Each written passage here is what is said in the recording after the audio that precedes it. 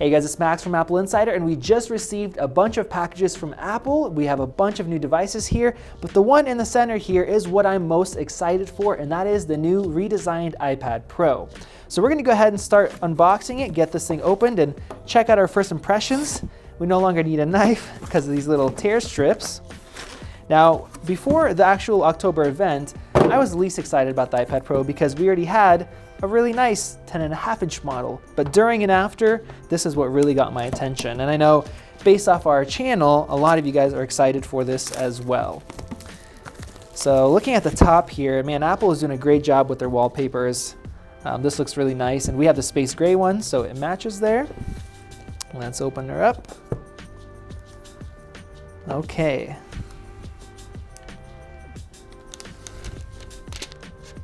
Moment of truth.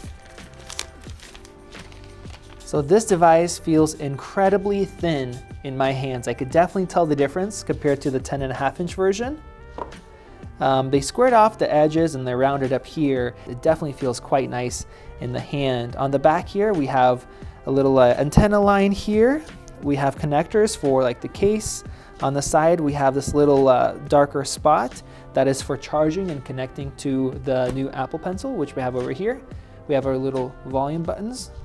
And those are fairly flush, but they're also very tactile. They feel quite nice. The little power button at the top, same thing. And then of course we have 4 speakers on each side. We have little microphones up here, and then we have the new USB Type-C connection port. So Apple is ditching Lightning on here and going for the more versatile USB-C. As you may have noticed, there is no headphone jack anymore. That was removed. And on the back, we have a substantial camera bump. It's kind of smoothed out now. It's not just a really straight edge like we had before, but the actual bump itself is about twice as large as we had previously.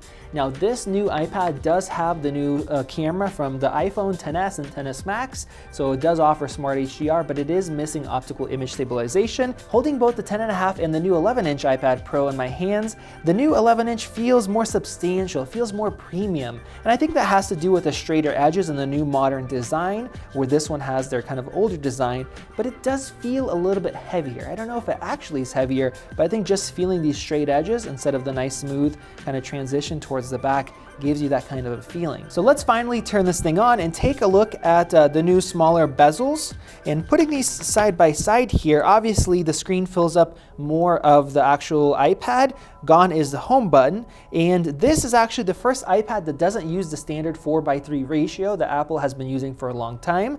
Apple filled in the actual iPad itself while maintaining the same size. So we actually have a slightly wider display if you're holding it kind of in this landscape orientation. Just like with Apple's latest iPhones, we have Face ID built in, which can be used in any orientation. We don't have any notches here. All of our bezels are equal all around compared to the previous iPad, where we have a quite large chin to support the home button, and then also a matching kind of forehead section. But one thing you may have noticed is that the bezel is actually thicker here on the sides than on the previous iPad Pro. Before we do some further comparisons, I want to show you guys Apple's new fast charger that is now finally included inside of the box.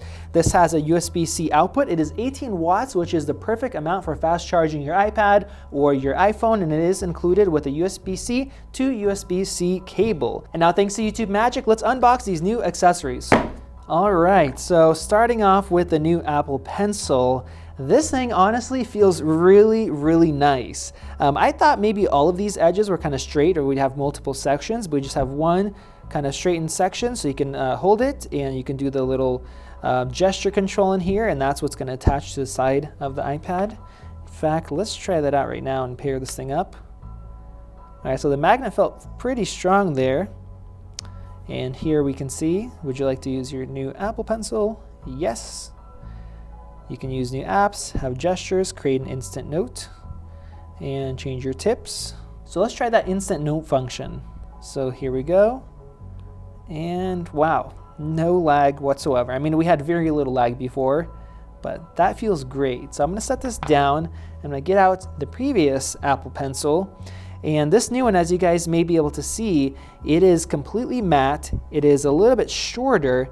It's also definitely lighter, and it feels just more premium, just like the new iPad. where this one, it's called the Apple Pencil, but it doesn't really seem like a pencil. It seems more like a stylus. But just the feeling in the hand of the new updated version and kind of the matte finish, it just feels really, really nice. And of course, we no longer have this little cap that we take off and plug it into the iPad and kind of hang out there to charge, since this thing does attach magnetically. Now let's take a look at the case. Let's open it up, and there we go. That was very easy. And as you guys can see, it's holding on just fine. There's a bunch of magnets built into the iPad. That way you have no issues. There's nothing go around the edge that has to lock it in place. And there we go. So even with the case, surprisingly, it doesn't feel that thick. I'm not a really big fan of cases because of that, and that's probably why Apple in the past haven't covered the back of a device. They usually kept it just the front, that way it stays slim. But with this thing feels nice, it's not too thick, and that camera bump now is completely covered up, so the camera's not protruding at all. And with the keyboard case on, you could still attach your Apple Pencil, and even if you're slightly off, the magnets are so strong that it kind of pulls it forward and attaches in the right position. Let's do a quick shake and flip test and see if we can get that Apple Pencil to get off of here. There we go. Well, that was quite a bit of force. Let's try that again. This is pretty extreme, as you guys can see. Well, you can get it off if you want to, but I think in normal use, it's not gonna go anywhere. So let's open it up and I'll show you guys the angles now. We have two different options. You can select the first one to have a more vertical orientation, or the second one for standing, so that's a little bit better there. So the actual keys feel nice. They have a good amount of resistance. Unfortunately, they're pretty small, so I keep hitting other keys. I think if Apple made them slightly larger like they did with their MacBooks, it'd make it a little bit easier to type, but of course you do get used to it just like any other device. We'll be using this a lot more, and then we'll kind of report back in our full review on the actual keyboard itself, so make sure you guys are subscribed for that. So the brightnesses are maxed out. We're on Amazon's homepage here, and the first thing that jumps out at me is the True Tone display. The new iPad Pro is much warmer than the previous iPad Pro, even though they both have True Tone turned on. Now, we saw a similar thing with the iPhone 8 and the iPhone XR, with the new iPhone being slightly warmer. Now, if we look from the top, it almost seems like the older iPad Pro is brighter. And then if I look from the side, this one stays, they both kind of have some color shift, but this one stays kind of cooler, and the new iPad Pro gets much warmer if you're looking off and on an off axis. So what I want to do is I want to disable a True Tone. That way we can get a more accurate feel for the brightness, and if we have any shift with the off axis here. Okay, so this whole display without True Tone is warmer. And not only that, just like with the iPhone XR, if you look at the corners of the display, which are curved, they actually are slightly darker than the rest of the display. And that does make sense because this is an LCD display, and Apple is doing a great job, really a marvel of engineering, to be able to have curved edges on an LCD. And if we look at the previous iPad, the corners are just as bright as the center, where the new iPad Pro, we do get a little bit of dimming here. So now time for a speaker comparison. We're going to start out with the 10.5-inch iPad Pro.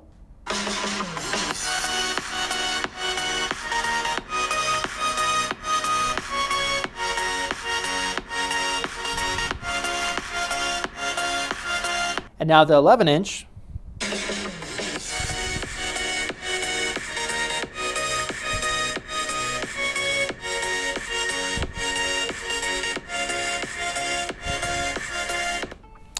Okay, so they both sound equally loud, and they're both really good speakers for a tablet. With the new 11-inch, I did notice a little bit more deeper kind of bass and a little bit more punchier bass. The kind of mids and highs sound very similar, the loudness sounds similar, but the new iPad Pro does have a better sound because of that bass. Now, another thing I noticed during that speaker comparison is the fact that our YouTube videos are larger and we have smaller bars on the side. So here you guys can take a look. And as you see, we have a wider aspect ratio, so our video is bigger, and these little annoying bars that you get with these iPads are smaller as well. We decided to run Geekbench 4 to test out the raw performance of the processor and the graphics card. We just got done with a CPU test, and on the single core, we have over 1,000 points higher with the new iPad Pro, and in multi-core, we have a score that is nearing double the performance of the previous 10.5-inch iPad Pro, which is already a very, very powerful device. And we also have a much more powerful graphics chip, so let's go ahead and run the compute score.